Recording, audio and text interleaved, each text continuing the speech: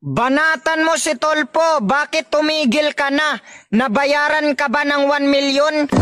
Anak sa iring naway lubot. Mais na nga lang tong kinakain ko.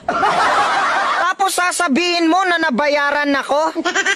Hoy, mais ang kinakain ko kaya ako ay pasmado. Wala na nga kaming bigas tapos nagawa mo pang manarantado.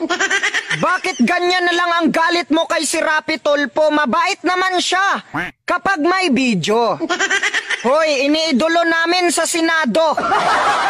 Nang dahil sa ginawa mo, ako ay dismayado.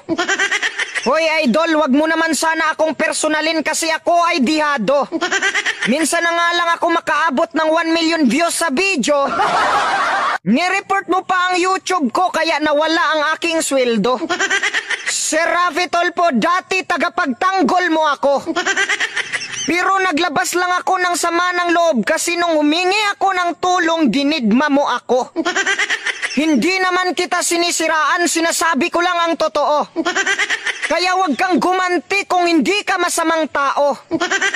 Pero ano ang ginawa mo, mahal namin sa Senado? Nireport mo ang aking mga video. Kaya ilang buwan ako hindi nakasweldo.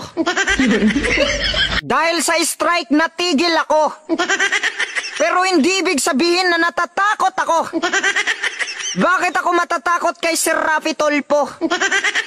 Isya naman yung may kasalanan at hindi ako. Sir Rafi Tulfo, kapag may ayaw umaksyon, nagagalit ka sa mga politiko.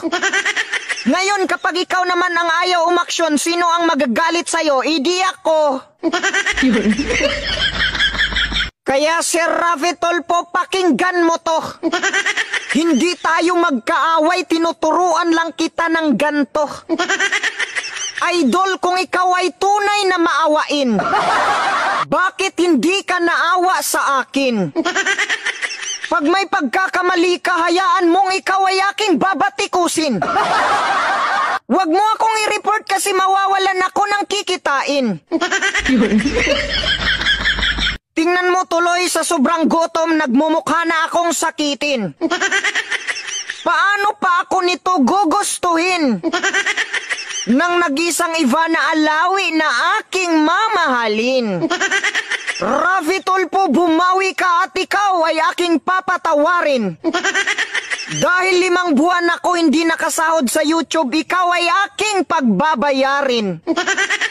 Kahit bigyan mo na lang ako ng 200,000 kasi marami din naman akong pinapakain. At kayo namang mga basher, wag nyo kong utusan sa kung ano man ang aking gagawin. Kung sisiraan nyo si Rafi Tulfo ay hindi maganda ang inyong layunin. Basta ako, nagsasabi lang ako kung ano ang aking saloobin. Kaya Rafi Tulfo, yung utang mo ibigay mo na sa akin. Kasi sa sobrang dami ng problema ko, kahit lapitan ako ng maraming babae, hindi na tumatayo yung akin.